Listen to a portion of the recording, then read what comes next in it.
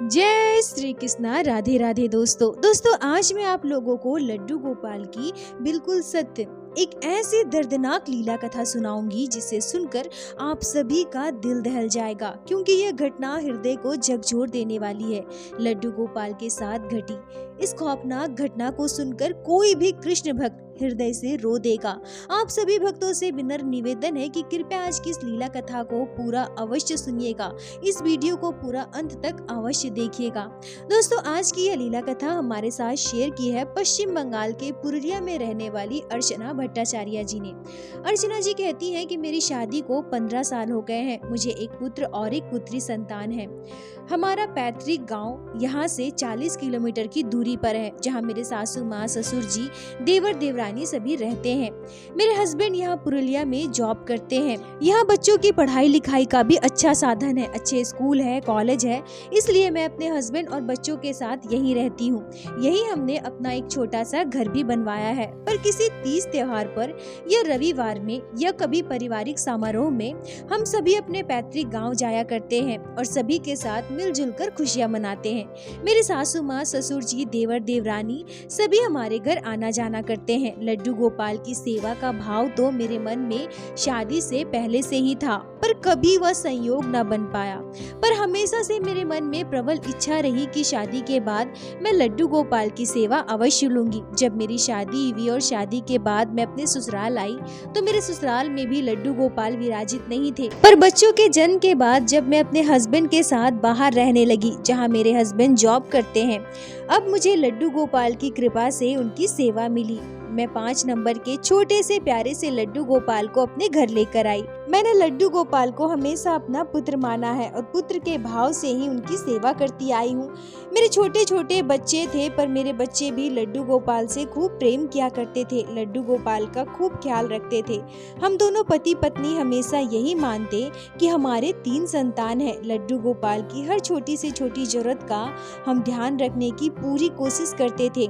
ऐसे ही समय बीत रहा था। धीरे धीरे लड्डू गोपाल के प्रति हमारे मन में श्रद्धा भक्ति और गहरी होती रही। बाल गोपाल से हमारा प्रेम और प्रबल होता रहा। शादी से पहले लड्डू गोपाल की सेवा न लेने का एक प्रमुख कारण यह भी था कि मेरे मायके में सभी मांसाहार करते थे।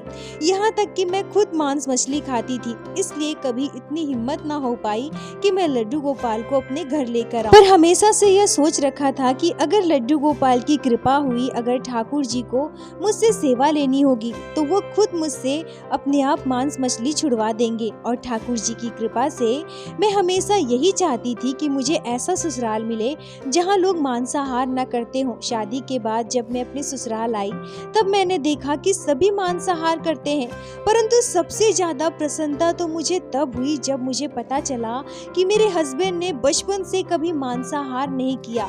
मांस मछली उन्होंने कभी भी कुछ भी नहीं खाया, यहाँ तक कि वो प्याज लहसुन तक नहीं खाते थे। यह तो मुझ पर लड्डू गोपाल की विशेष कृपा है, क्योंकि मेरे हस्बैंड के पूरे खानदान में सभी मांसाहार करते हैं। बचपन से उन्होंने सभी को मांस मछली खाते देखा, फिर भी मेरे हस्बैंड में ऐसा गुण कैसे आ गया? और यह मुझ पर साक्षात लड्डू गोपाल की कृपा है, जो ससुराल आने के मात्र 3 महीने के अंदर मेरा मांस मछली प्याज लहसुन सब कुछ छूट गया। सारी चीजों से मुझे घृणा होने लगी, यहाँ तक कि मेरे ससुराल वाले, मेरे मायके वाले भी हैरान थे कि ऐसे अचानक से कैसे हो सकता है। पर वो कहते हैं ना, ठाकुर जी की अगर कृपा हो, लड्डू गोपाल को सेवा लेनी हो तो वो चमत्कार अवश्य करते हैं। और सबसे बड़ा चमत्कार तो यहाँ ये हुआ कि मेरे बच्चे जो अभी बहुत छोटे छोटे थे, लड्डू गोपाल के घर आने के बाद उन्होंने भी अचानक से मांस मछली सब कुछ खाना छोड़ दिया। ठीक ऐसी कृपा कर लड्डू गोपाल ने हम पूरे परिवार को मांसाहार से शाकाहारी बना दिया। दोस्तों, लीला कथा के बीच में यहाँ मैं आप सभी से एक बात कहना चाहूंगी कि लड्डू गोपाल आपसे प्रेम करते हैं, आपसे सेवा लेना चाहते हैं और आप पर लड्डू गोपाल की विशेष कृपा है। अगर आपको इस बात का पता लगाना है तो सबसे पहले यह ध्यान रखिए कि जो भक्त मांसाहारी होने के बावजूद अगर लड्डू गोपाल की सेवा लेना चाहते हैं तो उनकी रुचि मांसाहार से हट जाएगी, या फिर लड्डू गोपाल के घर आने के कुछ ही दिनों के बाद या कुछ महीनों में ही आपसे मांसाहार पूरी तरह से छूट जाएगा। यह भक्ति की मार्ग मार्ग पर अग्रसर होने का ठाकुर जी के कृपा का पात्र होने का सबसे बड़ा और पहला प्रमाण है। दोस्तों, अर्चना जी कहती हैं कि जब से लड्डू गोपाल की सेवा मुझे मिली है, जब से मैं लड्डू गोपाल की सेवा कर पा रही हूँ, तब से ठाकुर जी ने मुझे अनेक विपत्तियों से तारा है। अगर मैं उन सभी की बात करूँ तो ये वीडियो बहुत लंबा हो जाएगा, पर हाँ, कभी और मैं सारी घटनाओं के बारे में जरूर जिक्र करूंगी। पर यह जो घटना आप लोगों को मैं बताने जा रही हूँ, ये कभी मैंने कल्पना नहीं की थी। लड्डू गोपाल हमसे कितना प्रेम करते हैं, पर हमारी गलती की वजह से मेरे लड्डू गोपाल को इतनी तकलीफ झेलनी पड़ी, लड्डू गोपाल को इतना दर्द झेलना पड़ा। इसके लिए शायद मैं अपने आप को कभी भी माफ न कर सकूं। अर्चना जी कहती हैं कि हमारे जीवन में घटी लड्डू गोपाल की सबसे खौफनाक और सबसे भयानक घटना जो मैं आप लोगों को बताने वाली हूँ, उसे सुनकर आपके पैरों तले की जमीन खिसक जाएगी, मेरी तरह आपका दिल भी दहल जाएगा। अर्चना जी कहती हैं कि उस घटना वाले दिन हम सभी अपने पैतृक गांव जाने वाले थे। वैसे मैं कभी भी अपने लड्डू गोपाल को घर पर अकेला छोड़कर नहीं जाती हूँ। अगर मुझे रात को कहीं बाहर रुकना पड़े तो मैं लड्डू गोपाल को अवश्य लेकर जाती हूँ, परंतु अगर दिन भर में घर वापस आ जाऊँ तो विशेषतः मैं लड्डू गोपाल को घर पर छोड़कर ही जाती हूँ। लड्डू गोपाल का स्नान श्रृंगार कर उन्हें भोग लगाकर 2-3 पहर का भोग लड्डू गोपाल के आगे ढककर रख देती हूँ, पानी रख देती हूँ और अपने कान्हा से कह देती हूँ, लल्ला मैं शाम तक घर वापस आ जाऊंगी, आप खुद ही भोग ग्रहण कर लेना। इस प्रकार से मैं लड्डू गोपाल की सेवा करती हूँ जब मैं कहीं बाहर जाती हूँ। मेरे देवर जी का कॉल आया था, उन्होंने कहा था कि मेरी सासू माँ की तबीयत थोड़ी खराब है, तो मेरे हस्बैंड कहते हैं कि चलो कल जाकर माँ को देख कर आते हैं। रविवार का दिन था, बच्चे भी घर पर ही थे, तो हम चारों मिलकर जाने वाले थे। और क्योंकि अब मेरे बच्चे थोड़े बड़े हो गए थे तो बाइक पर चारों लोगों का इतनी दूर जाना सुविधाजनक नहीं हो पाता था और हमारे पास कोई खुद की कार भी नहीं थी उस समय, इसलिए हम बस से ही आना जाना करते थे। तो उस दिन भी हम चारों बस से ही जाने वाले थे। क्योंकि हमें सुबह जाकर शाम तक घर वापस लौटना था तो हमने सोचा था कि हम जल्दी ही घर से निकल जाएंगे तो थोड़ी देर वहाँ रुक भी पाएंगे। इसी वजह से मैं जल्दी उठ गई। सुबह उठकर मैंने सबसे पहले घर का काम खत्म किया, सभी के लिए नाश्ता बनाने जा रही थी। तभी मेरे हस्बैंड कहते हैं कि नाश्ता बनाने की जरूरत नहीं है, हम लोग बाहर से ही कुछ खा लेंगे, तुम जाकर जल्दी से पूजा पाठ कर लो, लड्डू गोपाल की सेवा कर लो। अर्चना जी कहती हैं कि घर के सारे काम खत्म कर मैं स्नान कर आई। तब तक मेरे बच्चे और मेरे हस्बैंड भी स्नान करने के लिए चले गए। स्नान करके वो लोग भी तैयार हो रहे थे और तब तक मैं अपने लड्डू गोपाल का स्नान श्रृंगार कर रही थी, उन्हें भोग लगाने की तैयारी कर रही थी। अब हम शाम को घर वापस आएंगे, इसलिए 2 समय का भोग भी लड्डू गोपाल के आगे ढक कर रखना था। वो सारी तैयारियां मैं कर रही थी। इतना सब कुछ करने में थोड़ा समय तो लग ही जाता है। तभी मेरे हस्बैंड बार बार मुझे आवाज लगा रहे थे, कितना देर करोगी, जल्दी करो ना, देर हो रही है। अर्चना जी कहती हैं कि मैं जल्दी जल्दी लड्डू गोपाल का स्नान श्रृंगार कर उन्हें भोग लगा दिया, उनके आगे दोपहर का भोग रख दिया। कुछ देर हो जाने के बाद अंत में मैं आरती के लिए दिया जलाने लगी, पर मेरा दिया जलते ही बुझ गया। मैंने फिर से दिया जलाया तो इस बार भी दिया जलने के बाद तुरंत ही बुझ गया। मैं थोड़ी परेशान हो गई, बार बार दिया क्यों बुझ रहा है, कहीं कोई अपशगुन तो नहीं होने वाला। मेरे हस्बैंड भी बार बार आवाज लगा रहे थे। अब मैंने फिर से दिया जलाया। अब मैं बिल्कुल आश्चर्य हो गई थी, फिर से मेरा दिया बुझ गया। मतलब वहाँ पर ना ही कोई हवा चल रही थी, ना ही कुछ ऐसा था जिससे दिया बुझ सके, परंतु पता नहीं अपने आप दिया कैसे बुझ रहा था। मैं थोड़ी घबरा गई। इधर मेरे बच्चे परेशान कर रहे थे, मम्मी जल्दी करो ना, जल्दी करो। उधर मेरे हस्बैंड आवाज लगा रहे थे और इधर पता नहीं क्यों बार बार मेरा दिया ही बुझ जा रहा था। मन में थोड़ी घबराहट हुई और साथ ही साथ डर लगने लगा। पर तभी मैंने दूसरे ही पल अपने मन को समझाया, लड्डू गोपाल है तो फिर हमारे साथ कुछ भी बुरा कैसे हो सकता है। मैंने आंखें बंद कर लिया और लड्डू गोपाल से प्रार्थना किया, उनसे कहा कि हे मेरे लल्ला, हमें देर हो रही है, ऐसा बार बार क्यों हो रहा है, जल्दी से अपनी नजर उतरवा लो ना। दोस्तों, अर्चना जी कहती हैं कि ऐसा कहकर जैसे ही मैंने इस बार आरती करने के लिए दिया जलाया तो इस बार मेरा दिया बुझा ही नहीं। अच्छे से मैंने लड्डू गोपाल की नजर उतारी, मैंने आरती की और मैंने वहीं पर दिया रख दिया जहाँ जहाँ मैं प्रत्येक दिन रखती हूँ, क्योंकि हमारा घर बहुत बड़ा नहीं था। घर में पूजा के लिए कोई अलग से मंदिर नहीं था, इसलिए हमने हमारे घर के हॉल में ही एक बड़ा सा लकड़ी का मंदिर दीवार पे ही सेट करवाया था। उसी के अंदर लड्डू गोपाल विराजित थे।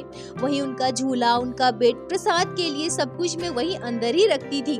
और उसी लकड़ी के मंदिर में हमने एक पर्दा भी लगवाया था। प्रत्येक दिन भोग लगाने के बाद कुछ देर के लिए मैं पर्दा कर देती थी, पर क्योंकि आज मुझे देर हो रही थी तो पर्दा तो मैंने किया। थोड़ी देर के बाद मेरे हस्बैंड गुस्सा करने लगे, कहने लगे कि तुम बहुत देर कर रही हो, कब तक होगा तुम्हारा। तो मैं जल्दी से वहाँ से भोग की प्रसाद हटाई, पर पता नहीं कैसे हड़बड़ी में मैं मंदिर का पर्दा हटाना ही भूल गई। अंदर दिया जल रहा था। अर्चना जी कहती हैं कि हमारे वहाँ से पैतृक गांव के लिए हर आधे घंटे में बस चलती है। मेरे हस्बैंड बार बार कह रहे थे कि तुम इतना देर कर रही हो ना, देखना 8:30 का बस ना निकल जाएगा, शायद हमें नहीं मिलेगा, फिर हमें आधा घंटा बस स्टैंड पर इंतजार करना होगा। जल्दी से हमने घर पे ताला लगाया और हम निकल गए। हमारे घर से बस स्टैंड लगभग 3 किलोमीटर की दूरी पर है। अब सबसे पहले तो घर से बाहर निकलकर हमें ऑटो मिलने में ही देर हो रहा था, जिससे कि हम बस स्टैंड तक पहुंच सके। तभी मेरे हस्बैंड कहते हैं कि पता नहीं आज क्या हो रहा है, कितना देर हो रहा है, पहले तुमने इतना देर कर दिया और अब देखो ऑटो ही नहीं मिल रहा है। मुझे अब पक्का लग रहा है कि 8:30 बजे वाला बस हमसे छूट जाएगा। अर्चना जी कहती हैं कि तभी हमें ऑटो मिल गया, पर जैसे ही हम बस स्टैंड पर पहुँचे हमें पता चला कि बस अभी ही, बस 5 मिनट पहले ही वहाँ से निकल चुकी है। अब मेरे हस्बैंड मुझ पर और गुस्सा करने लगे, कहने लगे कि तुम ही पूजा पाठ करने में बहुत ज्यादा देर कर दी।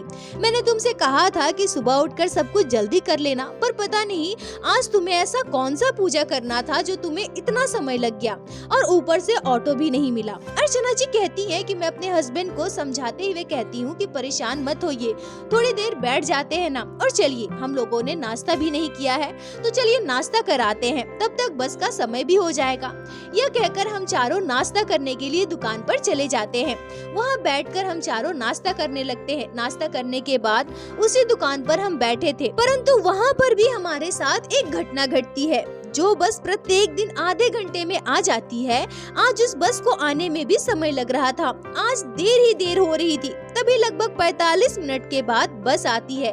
कंडक्टर कहते हैं कि जल्दी जल्दी बस में बैठ जाओ, अभी आगे जो बस निकली है ना, अचानक से वो आगे जाकर रुक गई है, उसमें कोई खराबी आ गई है, सारे पैसेंजर वहीं रुके हैं, हमें इसी बस में सारे पैसेंजर को आगे से लेना है। अर्चना जी कहती हैं कि हम लोग बस में जाकर बैठ जाते हैं, और तभी मेरे हस्बैंड के मोबाइल पर कॉल आता है, और यह कॉल हमारे पड़ोसी का था। और उसके बाद हमें जो पता चलता है उसे सुनकर हमारे पैरों तले की जमीन खिसक गई। अर्चना जी कहती हैं कि हमारे पड़ोसी के द्वारा यह बताया जाता है कि आपके घर से धुआं निकल रहा है, आप लोग कहाँ हैं, जल्दी से घर आ जाइए।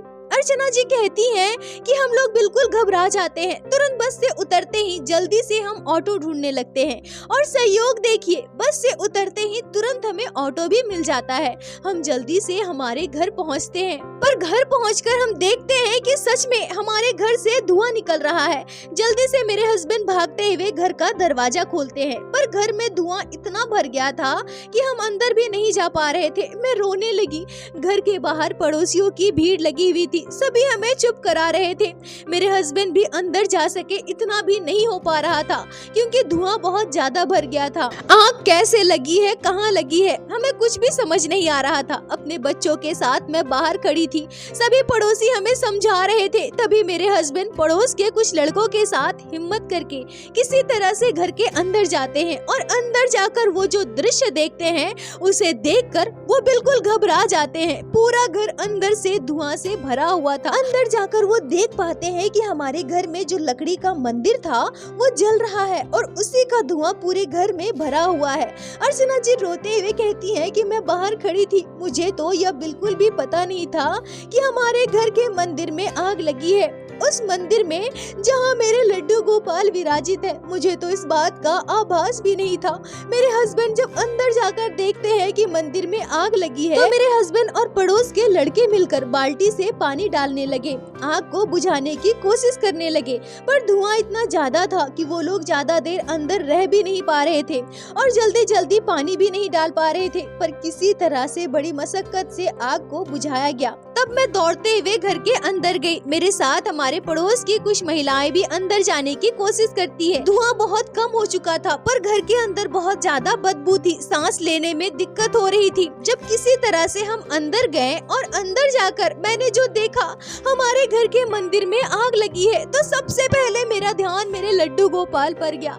मेरे मुंह से चीख निकल गई, मेरे लड्डू गोपाल तो मंदिर के अंदर है ना। मेरे हस्बैंड मुझे पकड़कर वहाँ से बाहर निकालना चाहते हैं, सभी मुझे खींचकर बाहर ले जाते हैं और तभी मेरे हस्बैंड मंदिर में जाकर देखते हैं और उसके बाद मेरे हस्बैंड ने मंदिर के अंदर जो दृश्य देखा उसे देखकर उनका भी दिल दहल गया। मेरे हस्बैंड ने मंदिर में लड्डू गोपाल का जला हुआ विग्रह देखा। मेरे हस्बैंड ने मंदिर के अंदर से लड्डू गोपाल का जला हुआ विग्रह निकाला और क्योंकि लड्डू गोपाल का विग्रह पूरी तरह से गर्म हो चुका था तो मेरे हस्बैंड ने लड्डू गोपाल को कपड़े में लपेट लिया और लड्डू गोपाल को लेकर मेरे पास आए। अर्चना जी कहती है कि जब मैं पहली बार लड्डू गोपाल को अपने हस्बैंड के हाथ में देखी तो मेरी सांसें रुक गई। लड्डू गोपाल का चेहरा पूरी तरह से आग में जल चुका था। लड्डू गोपाल एक कपड़े में लपेटे हुए थे। मेरे मुंह से चीख निकल गई।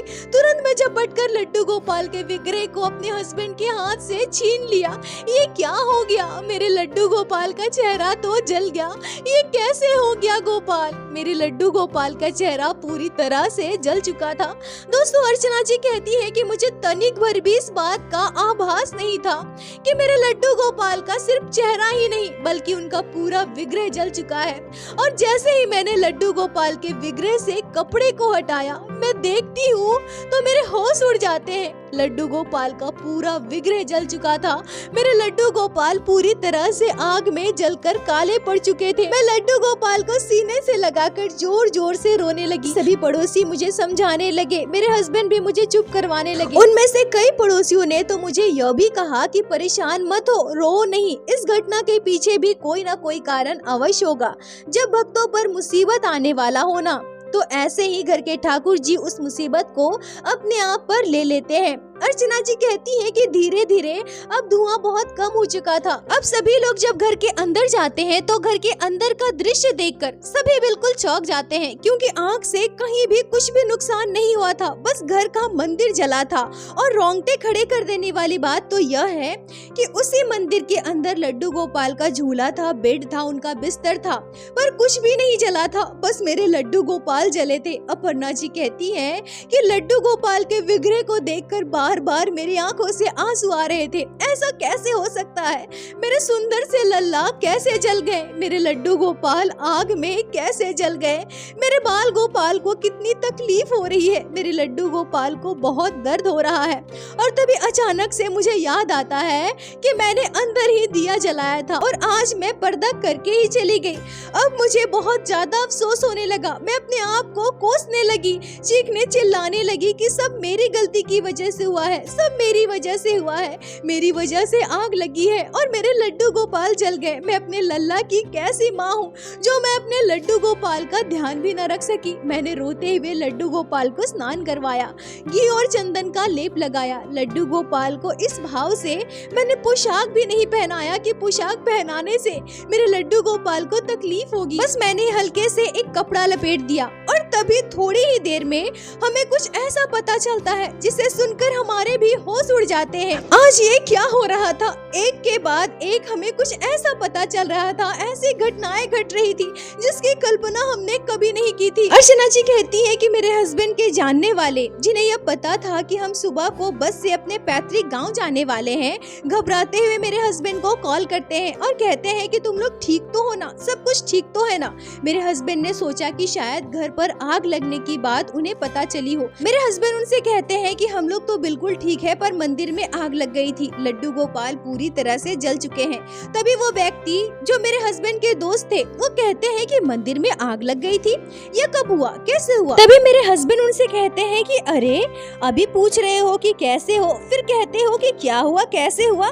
तभी वो कहते हैं कि अरे तुम लोग बस से अपने गाँव जाने वाले थे ना, तुम्हें पता है अभी अभी उस बस का बहुत भयानक एक्सीडेंट एक्सीडेंट हुआ है। मुझे अभी पता चला, बहुत सारे लोग मारे गए हैं। इतना मैं घबरा गया था कि मैंने तुरंत तुम्हें कॉल कर दिया। और मैं तुम्हें अब क्या बताऊं, लगातार उसी रूट में 2 बसें दुर्घटनाग्रस्त हुई है। और मुझे तो अभी पता चला कि सुबह 8:30 बजे वाला बस थोड़ी दूर पर जाकर रुक गया। जब उसे बनाया गया तो पता चला कि उसका ब्रेक फेल हो गया था। पर शायद भगवान की विशेष कृपा हो, भगवान की कृपा रही होगी जो बस वहाँ जाकर रुक गया, नहीं तो इतने सारे पैसेंजर के साथ क्या होता। और उसके तुरंत बाद ही दूसरी बस 9 बजे वाली भयानक तरीके से दुर्घटनाग्रस्त हो चुकी है। अर्चना जी कहती हैं कि हम दोनों पति पत्नी एक दूसरे की ओर देखने लगे। हम दोनों मन ही मन ये समझ चुके थे कि हमारे साथ ये कितना बड़ा चमत्कार हुआ है। मेरे लड्डू गोपाल ने हमारी जान बचाने के लिए आज कितनी बड़ी लीलाएं की हैं। पहले तो हमारे लड्डू गोपाल ने घर पर ही हमें रोकने की बार बार कोशिश की, बार बार दिया बुझ रहा था,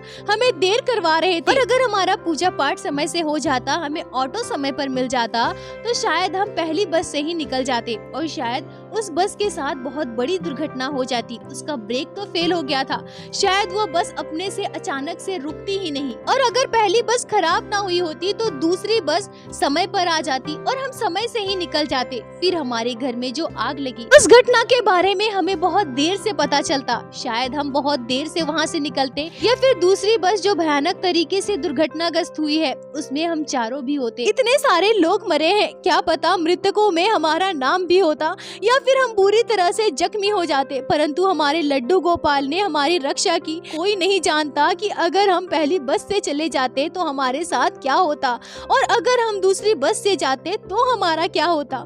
यहाँ हमारे लड्डू गोपाल ने इतनी बड़ी लीला की, इतना बड़ा चमत्कार कर, खुद को तकलीफ देकर, खुद को जलाकर हमारी जान बचाई। अर्चना जी कहती हैं कि इस घटना के बाद हमारी श्रद्धा भक्ति लड्डू गोपाल के प्रति, हमारा प्रेम कई गुना बढ़ गया। हम यह महसूस करते हैं कि लड्डू गोपाल साक्षात हमारे घर में है। लड्डू गोपाल ने हमारे प्राणों की रक्षा की है। 2 वर्षों तक मैंने लड्डू गोपाल के जले हुए विग्रह की ही सेवा की, परंतु लड्डू गोपाल के प्रति हमारी श्रद्धा भक्ति इतनी बढ़ गई थी, हमारा प्रेम इतना प्रबल हो गया कि हमारे लिए हमारे लल्ला ही सबसे सुंदर थे। और 2 वर्षों के बाद हमें वृंदावन जाने का सौभाग्य मिला, जहां हमने लड्डू गोपाल का मेकओवर कराया।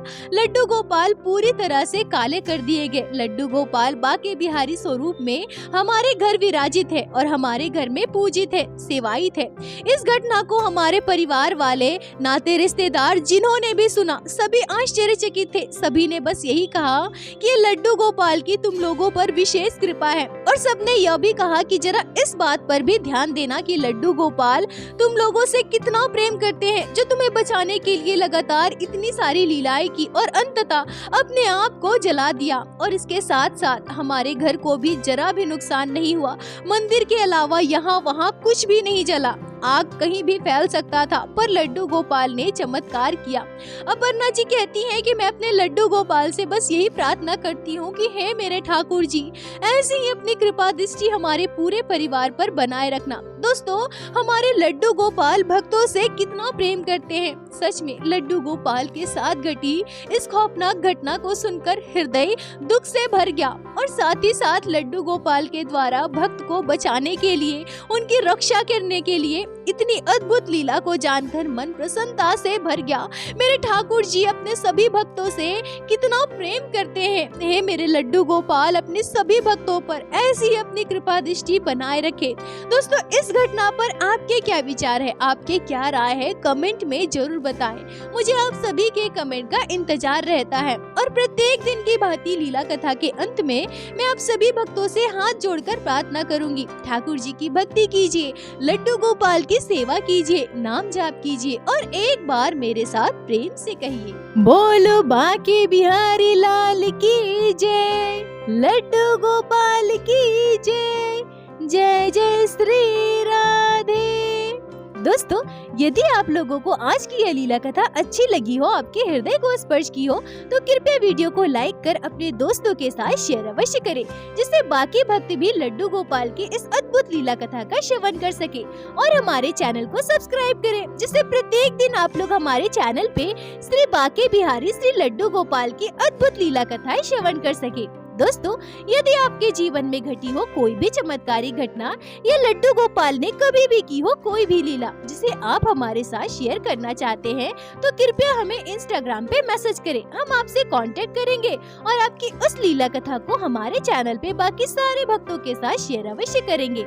लड्डू गोपाल की कृपा आप पर और आपके पूरे परिवार पर बनी रहे। राधे राधे दोस्तों।